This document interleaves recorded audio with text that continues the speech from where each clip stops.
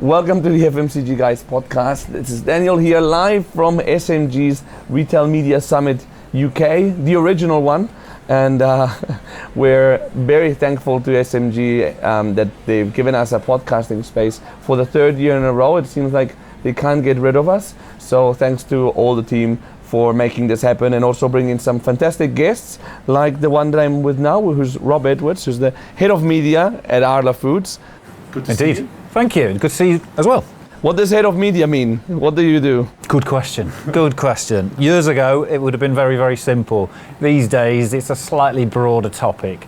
My responsibility is both managing our internal digital activations, so everything that we take responsibility for our 15 brands in the UK, but also managing our agency relationships as well, so anything we do through external partners. Mm-hmm. So it's a broad fit, and the reason why I say it's probably easier 10 years ago compared to now is because media is media. For me, media has accelerated across, industry and landscape, but also it's about content. So I think it's more relevant to content than media, say. What's the difference between media and content? It's a spoke of the broader wheel, media for me. So it's one spoke of a content wheel. Mm-hmm. And obviously it plays an incredibly important piece as that's accelerated through digitization of content.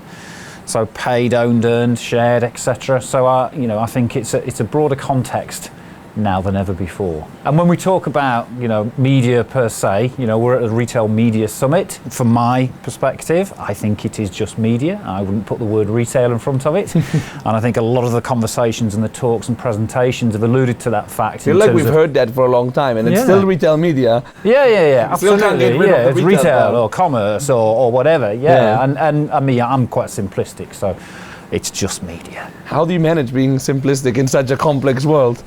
Is it a good thing or a bad thing? Yeah, maybe it's a skill in itself, being simple. It's a really interesting question, and actually the fragmentation of the landscape and everything that we do from a content perspective, from a paid engagement perspective with consumers, is really complex. But I think when I reflect, if you look at the landscape now, there's a lot of mergers and acquisitions going on, there's a lot of partnerships going on, and I think that's a benefit for brands, that's a benefit for us, because I see the supply chain opportunity condensing and making it easier for brands to activate in a connected way. Everybody talks about omnichannel, everybody talks about this connection from broad reach down to conversion. Connected, but then the landscape is super fragmented, right? So yeah, but as I say, I think this concept of, as I would term it, MAP, so mergers, acquisitions and partnerships, I think over the next 12 to 24 months should bring that fragmented universe closer together. And then if you add in, retail data and the opportunity that retail data, provides for brands, fantastic. It's a golden thread, in my opinion, through that fragmented universe. Mm-hmm. By the way, Arla Foods, you mentioned how many brands?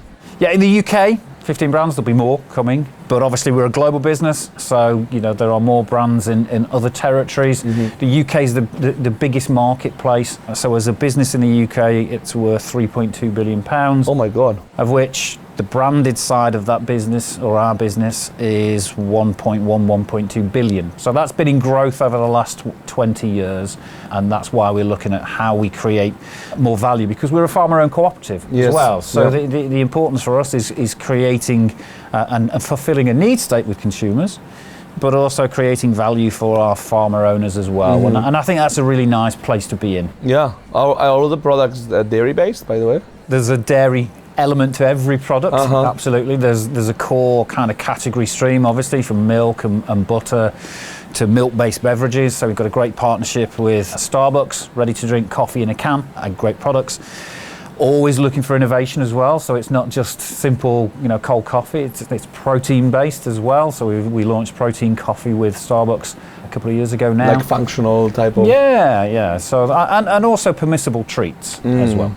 Yeah. When we talked the other day to prepare this, we were talking about like your different career background. You're kind of an outsider to FMCG. Where were you before FMCG? My CV's quite long now, and I spent a long time in traditional media. I've worked agency side, and this is the first time I've been client side. So it's always been an ambition to get client side, but I think with that you come in with maybe a different set of eyeballs and opinions, which I think is really interesting now, not only from an activation of brand activation, but also retail media activation, because I think we're seeing a dynamic relationship change or evolution with retailers as they start to become publishers.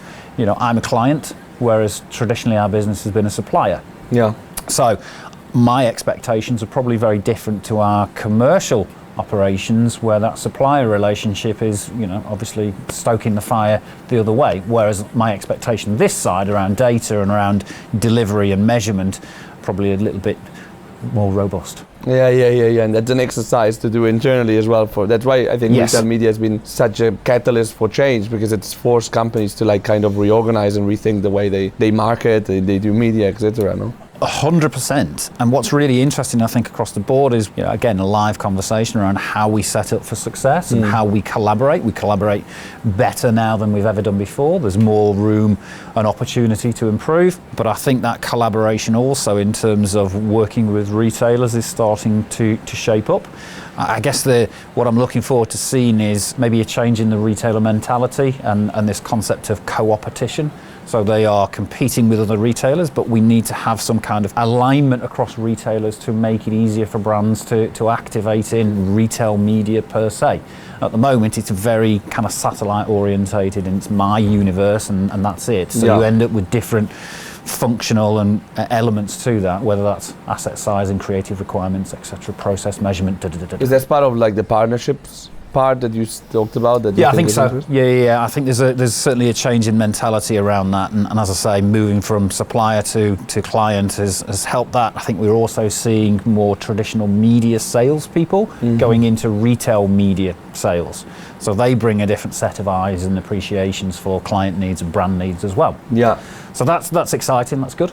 Yeah, it's interesting because actually two of the people I interviewed, Deliveroo and United Airlines, they both come from media. Yes. They're quite new, well, relatively new in their roles, and they both come from media as opposed to the retailer, which is interesting. Yeah, definitely. And listening to Rory Sutherland earlier on and talking about the power of retail media, but also not ignoring the brand requirement as well. And I think that collaboration and that understanding of media and how to manage media is really important, because it excels through from reach through to conversion, doesn't it? So it extends in that universe, which is why I come back to my original point.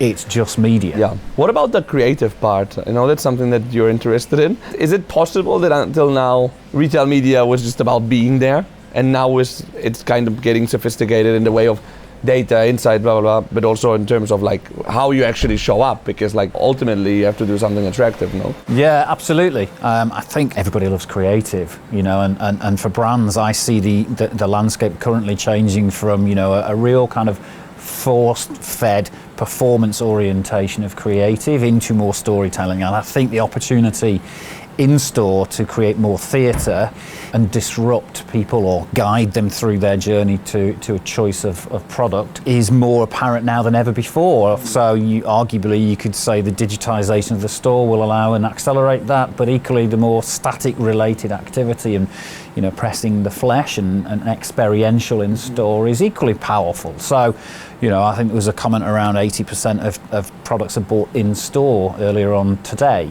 you know. So the importance of creating theatre in there so it becomes an environment where brands can flourish, but also, you know, inspire consumers to purchase. We're just speaking with Diageo, and they were talking about like how travel retail, somewhere where they can really build that experience. Yeah. And maybe that's not as possible in a supermarket. It's an interesting one because, you know, when we look at consumer journeys and you know, we're talking about dairy, you know, typically there's a cooler aisle. Yeah. So the duration of time in that cold aisle for milk, for example, is shorter than normal. And one piece of research that I saw was consumers tend to spend more time considering which toilet paper to buy rather than which milk to buy. Wow.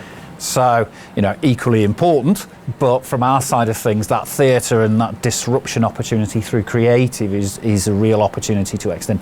And I think we'll start to see that, and that's something as a business we're really focused on moving forward.